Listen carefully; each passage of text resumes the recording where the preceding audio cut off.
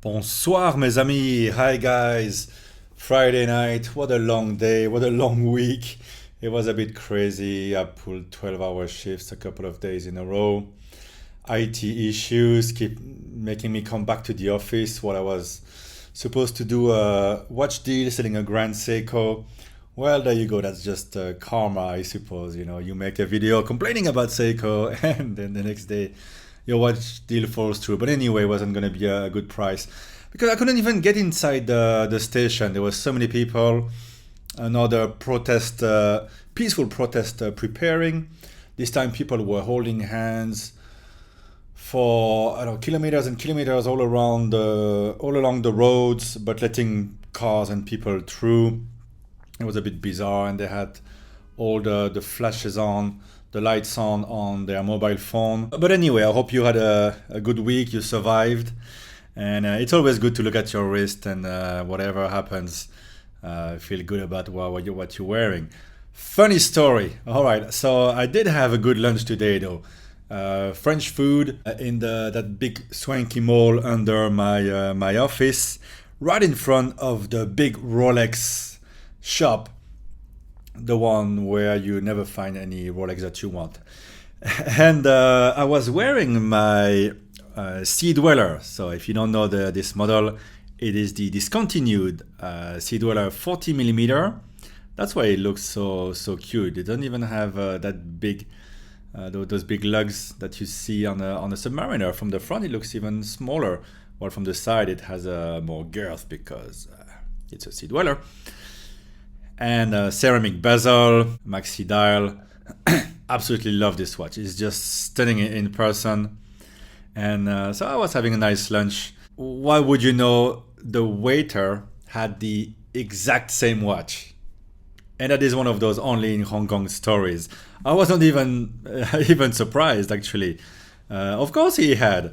If you don't know, this watch was only produced for 3 years. It's discontinued, so it's the last Sea-Dweller without a Cyclops, like all Sea-Dwellers used to be. And it's bound to be a classic because the size is perfect. The new one is 43 millimeters. And so this one is like has all of the modern bells and whistles. Well, it's still a 3135 movement, not the new one, 70 hours, but still a fantastic watch with the glide lock. God, I love the glide lock. And yes, the waiter had the exact same model, which is not common. So obviously the guy knows his watches like everybody, because his colleague, female colleague, had a no date sub, current model, and the lady, the client at the next table had a date sub. And I think I also saw a Patek on a rubber strap, not far from our table. When you're in Hong Kong, it's normal. So what to think of it? One, it's funny. Two, well, no matter what you do, what your job is in Hong Kong, Rolex has the same value to everybody. Rolex is money, and if you have 5-10 grand in the bank, put it in your Rolex.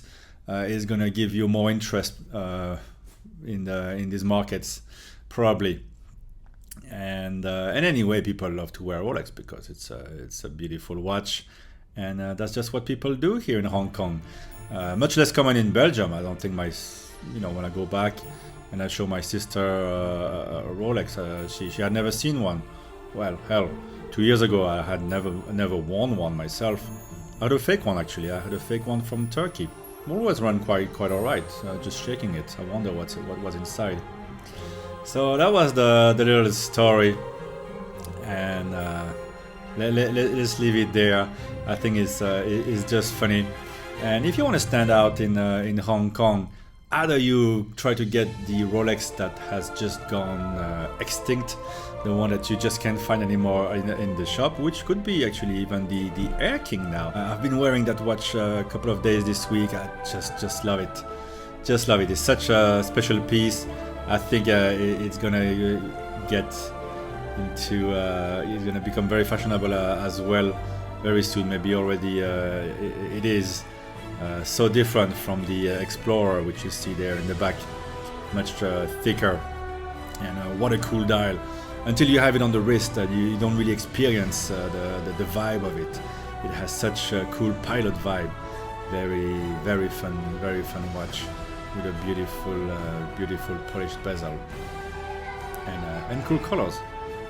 Nothing left for me to say but wish you an excellent weekend, and I'm gonna prepare a couple of videos. You see there in the back time grapher next to my Patek Philippe box. So I've had it for a while, but I haven't really played with it. So let's just discover it together. Maybe you wonder as well if a time grapher is useful and how to use it. I've tested a couple of watches. I think I tested the Explorer 1 actually, and yeah, superlative chronometer is the word. Let's test all the positions. Let's see if every position is as accurate. Usually it averages at plus one every day in real life. And yeah, since I have with me the Saab 033 and the Explorer, how about comparing those two? All right, to be continued. Have a good weekend. Au revoir.